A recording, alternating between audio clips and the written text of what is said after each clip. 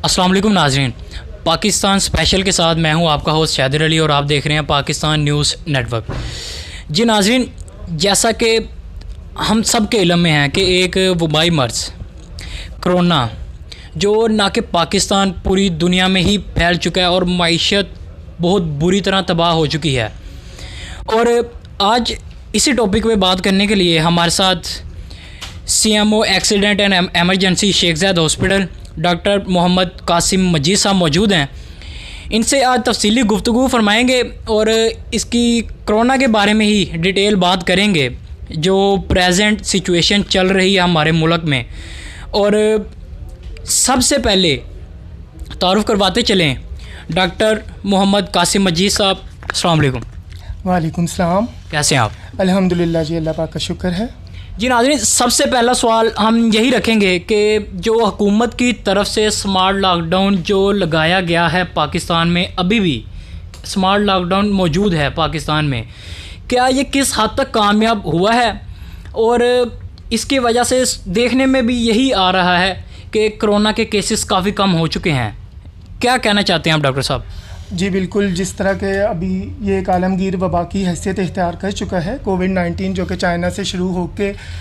Across the globes America और Scandinavian countries से होता होता पाकिस्तान भी उसके मुतासरा ममालिक में शामिल है, जिसमें कि अभी पिछले आपने ईद के कुछ अर्से पहले और उसके बाद में अचानक से बहुत ज़्यादा मरीज़ों की तादाद में इजाफ़ा देखा गया। और उसकी मेन वजह ही यही थी कि ईद के दिनों में बेसिकली जो पहले से कन्फाइंड तरीके से मरीज़ों को कंट्रोल किया गया था, ईद के बाद में जो ट्रांसपोर्टेशन हुई, लोगों का एक जगह से दूसरी जगह जाना आसान कर दिया गया, तो उससे ये वबा के फैलने में भी इजाफ़ा हुआ। और वो इस कदर इजाफ़ा हुआ कि एक वक्त में तो हॉस्पिटल्स में आपको मालूम है कि सैचुरेशन बहुत ज़्यादा हो गई, मरीज़ों को दाखिल करने की इस्तादाद भी काफ़ी ज़्यादा कम हो गई थी। और इसकी चूँकि इस वक्त आज की डेट में तो बहुत ज़्यादा हौसला अफजा तरीके से अभी हम कुछ मेडिसिन का ट्रायल कर पाए हैं, जिसके ज़रिए के ट्रीटमेंट की ऑप्शंस भी अच्छी मौजूद हैं। लेकिन उस वक्त में ना होने की वजह से एक ये तशवीशनाक सूरत हाल का सामना था पूरे पाकिस्तान को हुसूसन। लेकिन गवर्नमेंट के कुछ ऐसे इक़दामात में से एक इक़दाम जो कि स्मार्ट लॉकडाउन की शक्ल में ज़ाहिर हुआ,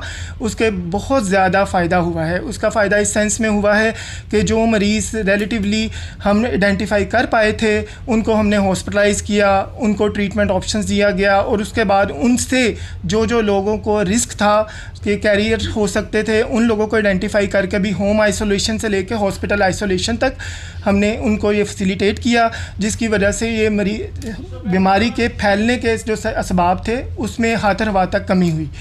तो आज की डेट में जब हम आज बात कर रहे हैं तो अल्हम्दुलिल्लाह मरीज़ों की तादाद में भी, नए मरीज़ों की तादाद में भी काफ़ी कमी हुई है। और एक चीज़ जो कि बहरहाल अल्लाह ही की तरफ से बहुत ज़्यादा रहमत है पाकिस्तानी अवाम पे, कि जिस तरह पाकिस्तान के अलावा हमारे हमसाया ममालिक में, इंडिया में, बांग्लादेश में, श्रीलंका में इस बीमारी के मरीज़ों में जिस हद तक शरह अमवात में इजाफ़ा देखा गया है, पाकिस्तान में पाकिस्तानियों में उस तरह से नहीं हुआ। ये एक जो स्मार्ट लॉकडाउन से पहले एक वेव आई थी उसमें यकीनन इजाफ़ा हुआ था, लेकिन वो अब कदरे ये सूरत हाल कंट्रोल में है। हम इस वक्त में फिर भी तमाम आवाम से हमारी पुरज़ोर अपील है कि जितनी भी आपको हिफाजती तदाबीर के बारे में आगाही की गई है मीडिया के ज़रिए, मीडिया चैनल्स के ज़रिए, प्रिंट मीडिया के ज़रिए या डॉक्टर्स के फोरम के ज़रिए और गवर्नमेंट की जिस हद तक भी जो वसाइल हैं, जो वो बरूए कार ला के जो हिफाजती तदाबीर और एहतियाती तदाबीर के बारे में बताई जा रहे हैं, वो अभी भी प्रैक्टिस करने की उतनी ही ज़रूरत है जितनी कि पहले दिन में थी।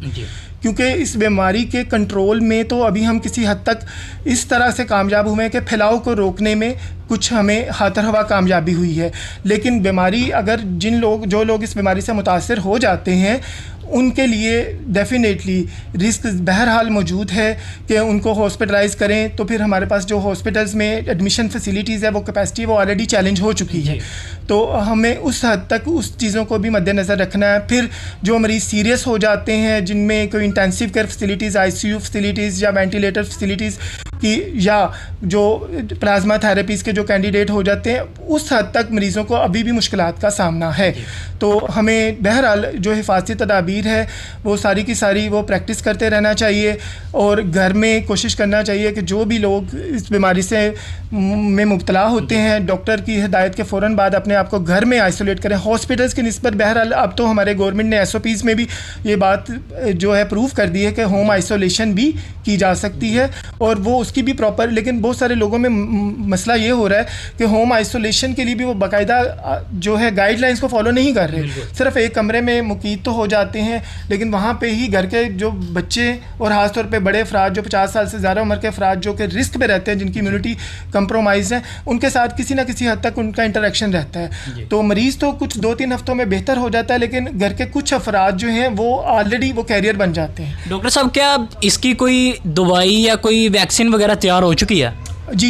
ابھی فی الحال چونکہ پاکستان میں تو ویکسین والی چیز تو اکراس دی ورلڈ بھی ابھی کسی نے کلیم نہیں کیا. کچھ ملک جو ایسے ہیں جیسے کہ آپ چائنا میں بھی, جرمنی میں, امریکہ میں اور انگلینڈ میں جو کچھ کمپنیز ہیں بہت بڑی بڑی جو فارماسیوٹیکلس ہیں وہ ویکسین کی تیاری کر رہے ہیں, اور انہوں نے کچھ حد تک اس کے کامیاب ٹرائلز کر لیے ہیں, لیکن ابھی تک وہ ان کو لائسنس نہیں کروا سکے, اور یقیناً اس میں ابھی بھی 3 سے 6 مہینے کا وقت ابھی درکار ہو سکتا ہے. بہرحال جو چیزیں حوصلہ افزا ہیں وہ یہ ہیں کہ اس بیماری کے کنٹرول کے لیے کچھ ادویات کے ٹرائلز کیے گئے ہیں جو کہ بہت مثبت رہے ہیں, جس میں کہ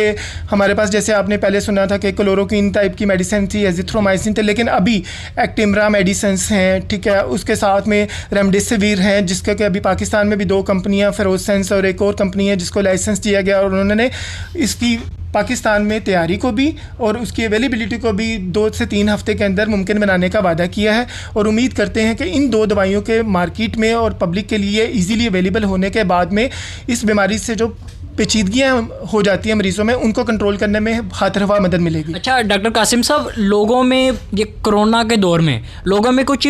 وہم ڈر پیدا ہو گیا کہ وہ چھوٹی چھوٹی سی اگر کھانسی بھی ہو جاتی ہے, نزلہ ہو جاتا ہے یا کوئی بھی ایسی بیماری ہو جاتی ہے,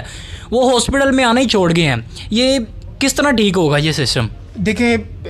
2 چیزیں اس میں ہیں. ایٹ دا سیم ٹائم جب اس طرح کی وبا کا سامنا ہوتا ہے تو اس کا تھریٹ بہت زیادہ ہوتا ہے, اور خاص طور پہ جب اس کے ساتھ ریلیٹڈ پیچیدگیاں اور خوف والی چیزیں بہت زیادہ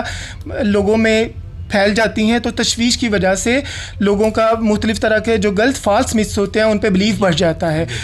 ریڈ زون ہاسپٹلس ہیں, ڈیفینیٹلی مارکیٹس ریڈ زون, ایسی جگہ جو پر ہجوم ہوں ان میں ان کو ہم نے ریڈ زون ڈکلیئر کیا, اس لیے کہ وہاں پہ اگر ایک مریض ہے تو وہاں پہ باقی لوگوں کے جانے کی وجہ سے اس تک جراثیم کی رسائی زیادہ ایزی ہو جاتی ہے. اس وجہ سے جو ہم مریضوں کو یہی آگاہ کرتے ہیں کہ اگر آپ کو ہلکی پھلکی علامات ہیں تو اس کے لیے آپ آؤٹ ڈور بیسس پہ وزٹ کر سکتے ہیں, یا اپنے قریبی ڈاکٹر سے, یا آن لائن ہم نے میڈیکل فیسلٹیز کے لیے مختلف پورٹلس بنائے ہیں جو آپ گوگل سے یا اپنے قریبی ہاسپٹل سے ان کے نمبر ایکسیس کر کے تو ڈاکٹر سے مشورہ کر کے ٹریٹمنٹ اس کے مطابق آپ لے سکتے ہیں. ہاں جب آپ کو ڈاکٹر بتاتا ہے کہ آپ کو اس کے لیے مزید ٹیسٹ وغیرہ کروانے کی ضرورت ہے تو ڈیفینیٹلی پھر اس کے مطابق آپ وہ گھر پہ بھی لیبارٹری سے ایکسیس کر سکتے ہیں, یا پھر اگر ہاسپٹلس کے لیے آپ کو ڈاکٹر کی ریکمنڈیشن پہ اگر ضرورت ہے تو پھر ہاسپٹل تک ایکسیس کر کے پھر انڈور فیسلٹی سے فائدہ اٹھائیں. اچھا ڈاکٹر صاحب, پبلک میں ہم نے وزٹ کیا, پبلک کا کچھ نیگیٹو خیال ہے کہ ہاسپٹل کے بارے میں, کہتے ہیں وہاں جائیں وہ ٹیکہ لگا دیتے ہیں, یہ کر دیتے ہیں, اور باقاعدہ ہم نے ویڈیوز بھی دیکھی سوشل میڈیا پہ کہ ہاسپٹل میں ایسا ہو رہا ہے, اور کچھ 2-3 ہاسپٹل ایسے ہیں جہاں ایسے کیسز بنے ہیں اور وہاں باقاعدہ اسٹرائک وغیرہ بھی ہوئی ہے. تو اس کے بارے میں یہ جو غلط لوگوں کے مائنڈ بن رہے ہیں اس کے بارے میں کیا کہنا ہے؟ دیکھیے بالکل ایسے اس وجہ سے ہے کہ ڈاکٹرز کو اور ہاسپٹلس کو بیسکلی وہ SOPs فالو کرنے پڑتے ہیں جو کہ ہیلتھ ڈپارٹمنٹ نے ڈیوائس کیے ہیں, اور وہ ایڈمنسٹریشن پھر وہ ان چیزوں کو ممکن بناتی ہے کہ ڈاکٹرز اور ہاسپٹل کا عملہ جب مریض کو ریسیو کریں تو اگر اس کو کووڈ سسپیکٹڈ ہو یا کووڈ کنفرمڈ ہو, اور اگر اس میں علامات اس طرح کے ہیں تو پھر وہ ڈاکٹرز اپنی مرضی سے نہیں بلکہ وہ ان علامات کی بنیاد پہ جو ہیلتھ ڈپارٹمنٹ نے SOPs ڈیوائس کیے ہیں وہ اس الگوریدم کو فالو کر کے مریض کو آگے لے کے چلتے ہیں. لیکن ایک ڈاکٹر فیملی سے پوچھے بنا کس طرح اسے وہ انجیکشن لگا سکتا ہے؟ جی یہ آپ نے بالکل صحیح بات بتائی. ڈاکٹرز بالکل بھی کسی بھی طرح کی میڈیسنس امپوز نہیں کر سکتے اور نہ ہی کرنا چاہیے. مریض کی ہر لیول پہ کنڈیشن کے بارے میں پہلے فیملی کو آگاہ کرنا چاہیے, مریض کو آگاہ کرنا چاہیے. اگر مریض اپنی بیماری کے اور اپنے علاج کے بارے میں خود فیصلہ کرنے کے پوزیشن میں ہو تو مریض کو خود فیصلہ کرنا چاہیے, ورنہ اس کے کیئر ٹیکر فیملی کے کوئی نمائندہ جو ممبران منتخب کردہ ہوتے ہیں ڈاکٹرز کو ان سے بات کر کے ان کی اجازت کے ساتھ میں یہ کرنا چاہیے.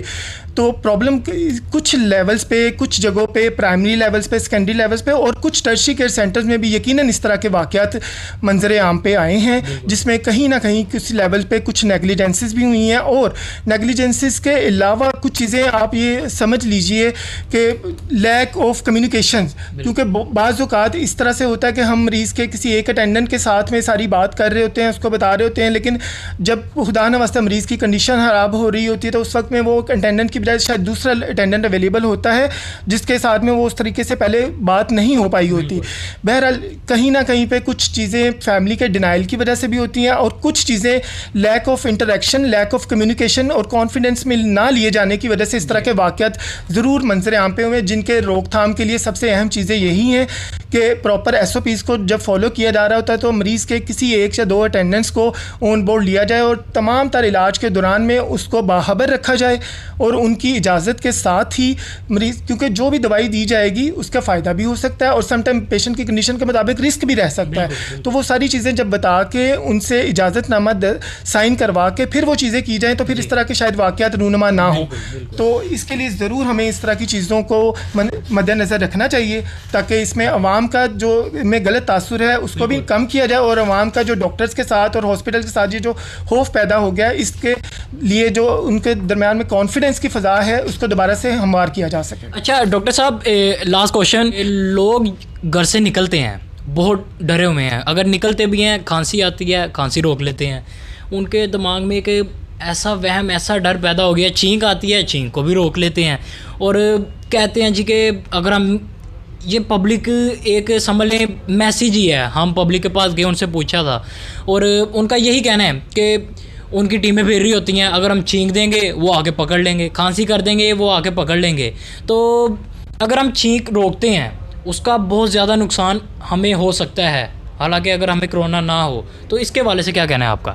جی بالکل, بہت اچھا سوال ہے. اس سوال کے جواب سے شروع میں ہم آپ کو کچھ مزید اس کی بیک گراؤنڈ ڈیٹیلز آپ کو اس ساتھ شیئر کرنا چاہیں گے. وہ اس طرح سے ہے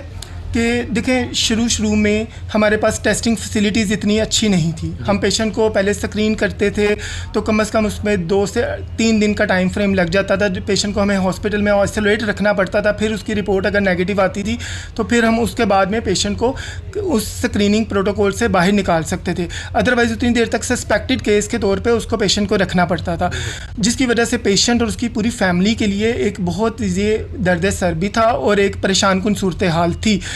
اور اس طرح کا جس ترتیب سے یہ اس کا خوف پوری دنیا میں پھیل رہا تھا, تو جیسے آپ نے بتایا کہ کوئی بھی پبلک پلیس پہ اگر چھینک دیتا ہے, کھانس دیتا ہے, تو سارے اس کو چھوت کی طرح سے دیکھنا شروع ہو جاتے تھے, کیونکہ سب کو ڈر یہی ہوتا تھا کہ کہیں وہ انفیکشنز ان تک ٹرانسمٹ نہ ہو جائے. ٹھیک ہے, تو یہ صرف یہ دونوں طرح کا, ایک تو پبلک سے بھی ایک ڈسٹینسنگ کا ایک اسٹگما ایک الگ سے موجود تھا, اور یہ والا ڈر بھی اسی طرح تھا کہ ہمیں ہاسپٹل اتھارٹیز جو ہیں یا گورنمنٹ اتھارٹیز ہے وہ ہمیں کنفائن کر کے آئسولیشن پروٹوکول کے مطابق ہمیں انگیج نہ کر دیں. لیکن اچھی خبر یہ ہے کہ پچھلے سارے دنوں میں جو ڈرل ہوئی ہے اس میں گورنمنٹ نے اپنی استعداد کے مطابق تھوڑا سا مزید ان چیزوں کا ایکسپیڈیٹ کیا ہے. اب ہم نے فیسیلیٹیز جو ڈائگنوسٹک ہیں ان کو اس حد تک بہتر کر لیا کہ مریض کو کم از کم 12 گھنٹے کے اندر ہی ہم سکرین کر کے اس کی رپورٹ کے مطابق اس کو کنفرم کر دیتے ہیں کہ اس میں وائرس کی موجودگی ہے یا نہیں ہے, تاکہ اس کو ان ڈیو پہ ایسے پیشنٹس کے ساتھ یا ایسی جگہ پہ رہ کے پریشان نہ ہونا پڑے جس کی وجہ سے کہ وہ اس کو خود سے بھی رسک رہے اور اس کی پوری فیملی کو بھی ٹینشن ہو. ایک تو یہ والی چیزیں ہوگی. دوسرا اس کی اینٹی باڈی ٹیسٹنگ کے جو ایک فیسیلیٹی ابھی ریسنٹ ڈیز میں کچھ ویکس میں ابھی جو پاسبل ہو چکی ہے, اس کی وجہ سے بھی بہت سارے ایسے مریض جن میں کہ کرونا کی پراپر علامات نہیں تھیں, وہ صرف کیریئر تھے, سائلنٹ کیریئر تھے, یا ان میں اے ٹیپیکل علامات کی وجہ سے ان میں کرونا وائرس ہوا اور اس کے بعد ان کی اپنی امیونٹی نے اس وائرس کو کلیئر کر دیا, لیکن وہ اسی شک میں رہے کہ کیا ان کو یہ وائرس کا ایکسپوجر ہو چکا یا نہیں ہو چکا تو وہ پہلے ٹیسٹ نہیں ہم کر پا کے ان کو صحیح طرح سے بتا نہیں پا رہے تھے, لیکن اب اینٹی باڈیز ٹیسٹنگ سے اب وہ ڈاکٹر کے مشورے سے آپ وہ کروا کے اپنا وہ بھی اسٹیٹس کلیئر کر سکتے ہیں, تاکہ آپ کو معلوم ہو جائے کہ آپ ایک دفعہ اس وائرس سے ایکسپوز ہو کے صحت یاب ہو چکے ہیں اور اب آپ کو دوبارہ ہونے کا رسک ریلیٹیولی کم ہے اور آپ اور آپ کی فیملی ممبر سیف ہیں. تو یہ بالکل صحیح بات ہے. بہرحال جیسے آپ نے بتایا کہ اس کے لیے ہمارا اور آپ لوگوں کا, جیسے کہ میڈیا پرسنس کا ان ٹوٹل, ابھی ہم اس بارے میں آپ سب لوگوں کو ڈیفینیٹلی مزید انکریج کریں گے کہ سارے لوگ اپنا اپنا اس کار خیر میں حصہ ڈالیں, اور پبلک اویئرنیس کے لیے ہمیشہ یہ والی چیز کے بارے میں آگاہی کو ہمیں مسلسل بنیادوں پہ کرنا ہے, کیونکہ ہم ایک دن اگر یہ بات کہیں گے تو فیک ریومرز بھی ساتھ ساتھ چل رہی ہوتی ہیں. مریض کو ایک دفعہ صحیح یا فیملی کو صحیح انفارمیشن جب ہم پاس آن کرتے ہیں, ویری نیکسٹ ڈے کوئی نئی بات سن کے وہ کنفیوز ہو جاتے ہیں. اس لیے ہمیں جو صحیح معلومات کا تسلسل ہے اس کو برقرار رکھنا ہے, تاکہ وہ ساری چیزوں کو وہ نگیٹ بھی کر سکیں, متس کو بھی اپنے مائنڈ سے کلیئر کر سکیں, اور بیماری کے بارے میں جان کے اس بیماری سے بچنے میں اپنے آپ کے لیے بھی اور اپنی فیملی کے بارے میں اور اپنی سوسائٹی کے بارے میں اپنا بہتر کردار ادا کر سکیں. جی ڈاکٹر صاحب بہت شکریہ آپ کے ٹائم کا. جی ناظرین, یہ تو تھا ایک کرونا پہ تفصیلی گفتگو, اور جو عوام میں ایک غلط تاثرات پیدا ہو چکے ہیں ہاسپٹلس کے بارے میں, ڈاکٹرس کے بارے میں, اس کے بارے میں ہم نے آپ تک معلومات پہنچائی اور احتیاطی تدابیر پہنچائی ہیں. اور ہمارے ساتھ موجود ہے C M O accident emergency Sheikh Zayed hospital doctor Muhammad Qasim Majeed sahib, ہم ان کا بہت شکریہ ادا کرتے ہیں. اور اسی میسیج کے ساتھ کہ سوشل ڈسٹینسنگ اس کا بھی خاص خیال رکھیں, ایس او پیز جو بھی بتائے ہیں, اور کوئی فارم ایسا نہیں ہے, سوشل میڈیا, پرنٹ میڈیا, اور آج کل تو پمفلیٹ بھی گھر گھر میں, ہر گھر میں موجود ہے کہ ایس او پیز کیا کیا ہیں, کس طرح ہمیں اپنا خیال رکھنا ہے. اور حکومت کی طرف سے یہ بھی گائیڈ لائن آ چکی ہے کہ اگر کوئی کرونا کا مریض ایسا ہوتا ہے وہ اپنے آپ کو گھر میں بھی آئسولیٹ کر سکتا ہے. اسی میسیج کے ساتھ کہ آپ اپنا خیال رکھیں گے, ایس او پیز کا خیال رکھیں گے, مجھے میری ٹیم کو دیجیے اجازت. اللہ حافظ.